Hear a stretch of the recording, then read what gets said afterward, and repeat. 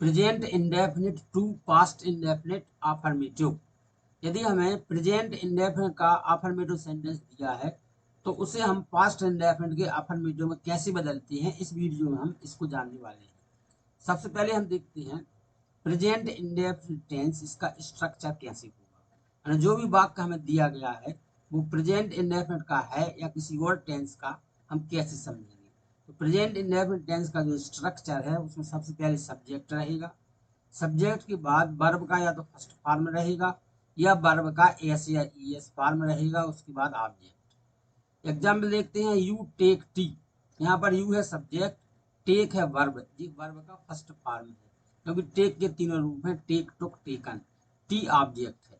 C comes here, यहाँ सी है subject, comes verb है कम, इसमें एस लगा है तो कम्स हो गया, she comes here.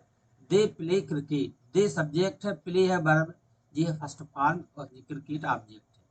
He reads the Ramayan, इसमें ही है सब्जेक्ट, रीड्स जो है, जो रीड वर्ब है उसमें एस लगा है, reads the Ramayana. I work here, I subject है, वर्क वर्ब का फर्स्ट फॉर्म है। इट रन्स फास्ट, इसमें इट सब्जेक्ट है, रन्स जो है, जो रन वर्ब में एस लगा है।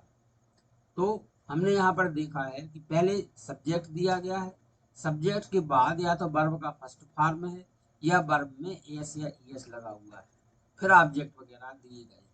तो इस प्रकार का यदि हमें वाक्य रचना मिलती है तो वो प्रेजेंट इंडेफिनिट टेंस की वाक्य रचना है। अब हम देख लेते हैं पास्ट इंडेफिनिट में क्या होता है।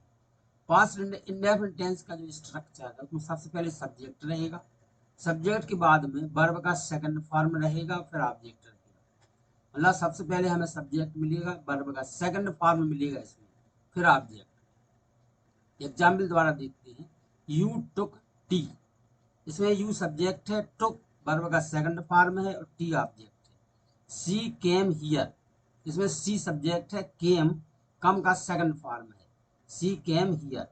दे प्लेड क्रिकेट, दे है सब्जेक्ट, प्लेड है वर्ब, ये प्ले का सेकंड फॉर्म है। ही रेड द रामायण, इसमें ही सब्जेक्ट है, जो रीड है, जो रेड है ना, जो रीड वर्ब का सेकंड फॉर्म है। यदि फर्स्ट फॉर्म होता तो ही के साथ एस लग जाता।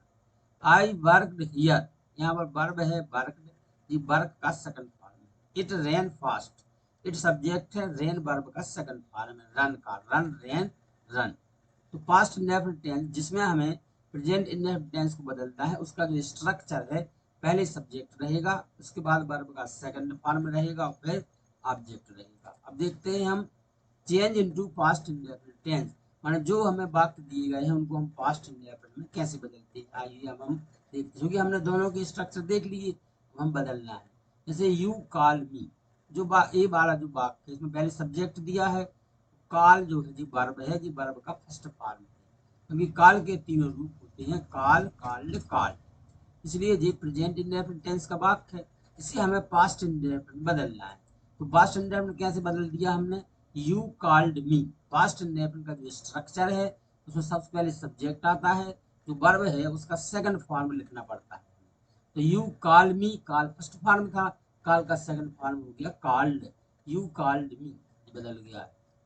नेक्स्ट सेंटेंस है, सी लर्न्स इंग्लिश, सी सब्जेक्ट है, जो लर्न्स है जी वर्ब में एस लगा है, अर्थात जो वाक्य है ये प्रेजेंट इंडेफिनिट का है, सी लर्न्स इंग्लिश। इसे हम पास्ट इंडेफिनिट बदलना, तो पास्ट इंडेफिनिट का स्ट्रक्चर क्या होता है, पहले सब्जेक्ट, वर्ब का सेकंड फॉर्म।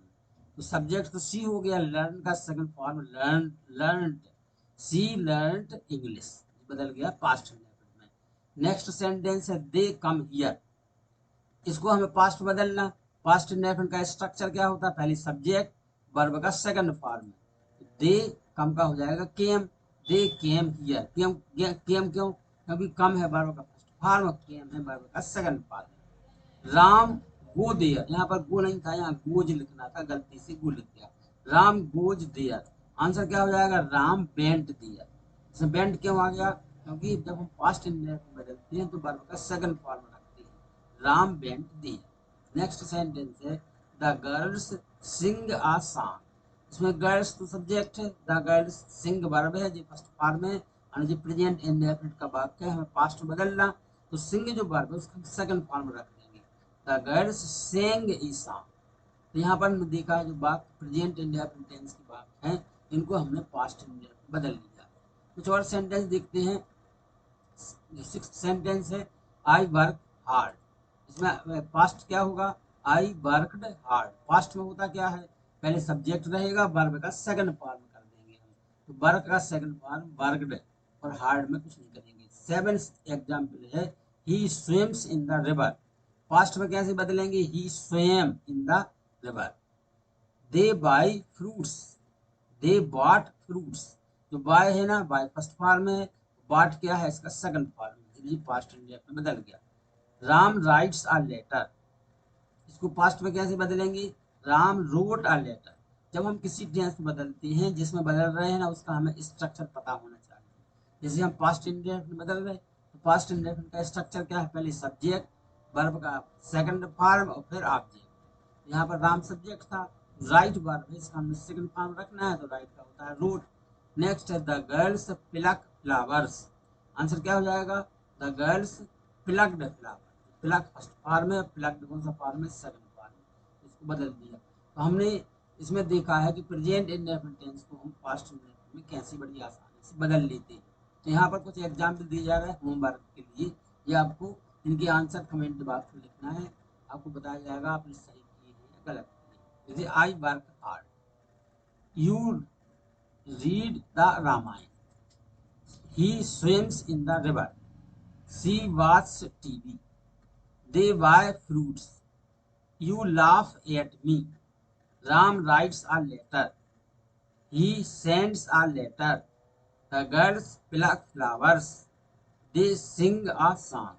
यहाँ पर 10 सेंटेंसेस दिए गए हैं, इनके आंसर आप लिखेंगे। आपको करना क्या है, इनको सभी को पास्ट टेंस में बदल देना है। आप सभी ने वीडियो देखा, वीडियो देखने के लिए बहुत बहुत धन्यवाद।